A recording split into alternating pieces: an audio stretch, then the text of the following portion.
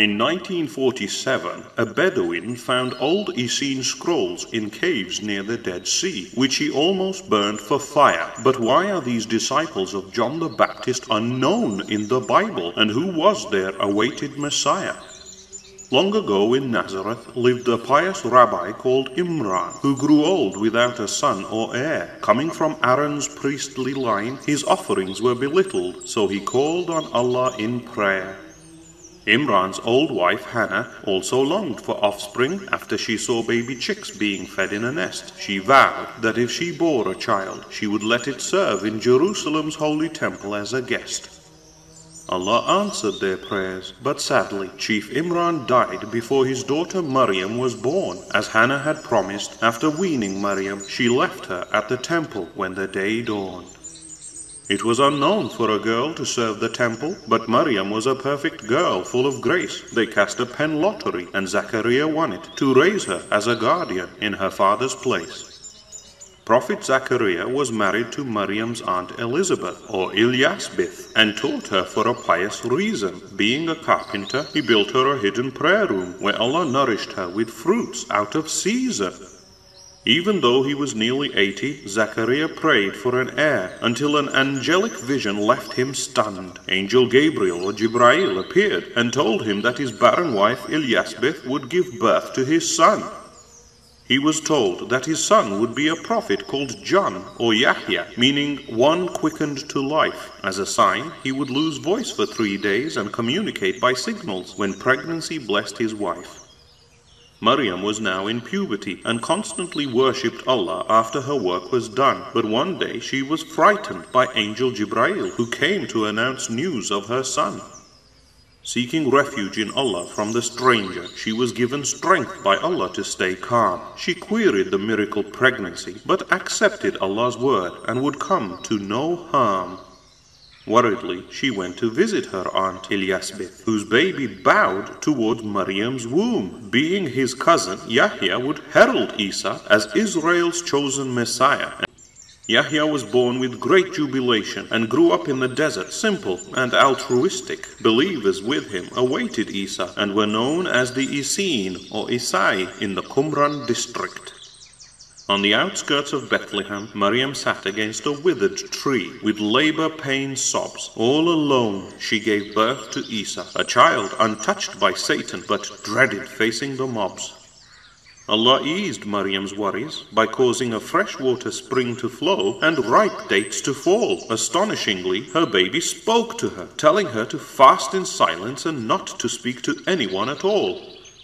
When the townsfolk saw her, they cried, "O sister of Aaron, how could you do such a sin?" But Maryam silently pointed to her baby, and he defended her as a truly astounding thing. Baby Isa said he was Allah's worshipper slave, a prophet sent with a book, all blessed. He would pray, give charity, and be kind to his pious mother, so to follow him was best. An angry mob accosted Zachariah at the temple and accused him of siring Isa and being unclean. They martyred him by sawing him in a tree by the altar, but Yahya was safe with the Essene.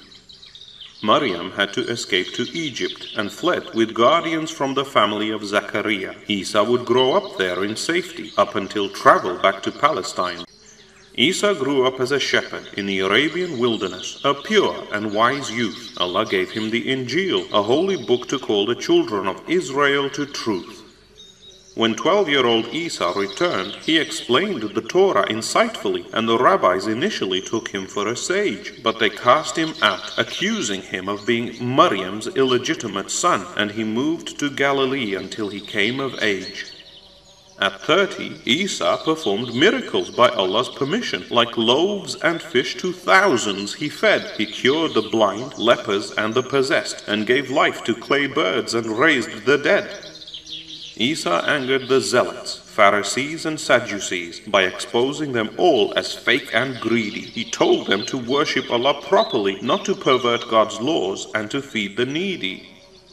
For feeding the poor and curing the sick on the Sabbath, Isa was accused of breaking Mosaic law. The rabbi said he used magic and for power plotted to kill him, making the Romans angry with uproar. Prophet Yahya was beheaded for speaking the truth in front of the incestuous Herod Antipas. Yahya's disciples, or Hawariyun, would now serve a new teacher of righteousness and aided Isa's task. The helpers asked for a miracle, and a Ma'idah table descended with food from the sky. They ate from it, but Allah said an unheard of punishment would befall those who would deny. Isa taught his disciples the Injil in Aramaic, and they witnessed real miracles and not illusions. But when he revealed his ascension and a prophet to come after him, Judas became disillusioned. When Isa told them he was sent to confirm the Torah and guide the Jews, not destroy Rome by coups, and that an Arab prophet called Ahmed would reveal God's final message, impatient Jews blew a fuse. The priests denied Isa as a fake Messiah and vied for his blood, but couldn't identify him from the poor. So for 30 pieces of silver, Judas Iscariot said he'd betray him. Isa was made aware of their plot by Allah and prayed to him to remove this calamity. Allah comforted Isa and told him of his plan, that a disciple would take on his identity. At the Last Supper, Isa asked his disciples to volunteer to be crucified with Isa's transformed face for the honor of joining Isa in heaven. The youngest one willingly agreed to take Isa's place. Judas brought the Romans to the Garden of Gethsemane, where Isa used to pray. Isa hugged his tearful mother and left her in the care of Isai helpers that day. With lanterns they searched for Isa, but the substitute stepped out and said, "I am he." Isa's body was put in a sleep-like stasis, and 2 angels lifted him to the second heaven stealthily. They took away the silent substitute disciple and humiliated him in trial after trial. He remained extremely patient. Even Pilate washed his hands of him, feeling riled. The remaining disciples did their best to spread the Injil, but their end came soon. As for Judas, he committed suicide by hanging. Nailed to a cross, the dignified substitute breathed his last, and even Maryam cried. The Isai were hunted down mercilessly, and the true message of Isa was suppressed. Nestorians and Jacobites pushed a warped Pauline creed until the Quran gave redress. It angers Allah that people call Isa the Son of God, or worship him in a trinity. Isa and Maryam were human. Allah raised Isa up, and he will return aged 33. On the last day, Allah will ask Jesus, "Did you tell the people to take you and your mother as gods besides me?" Jesus will deny such polytheism or shirk, so any who worship him as a deity are liable for hell for eternity. An Imam Mahdi he will send. The Mahdi will restore justice, and like Yahya, prepare the way for Jesus, who'll take over in the end. For in the not too distant future, Isa will return with 2 angels in Damascus with might to destroy evil ad-Dajjal, the Antichrist, who will dissolve by Lord's gate without a fight. Isa will beseech Allah to rid the world of the hordes of Gog and Magog's rot. He will also tell those with him of their ranks in paradise, right there on the spot.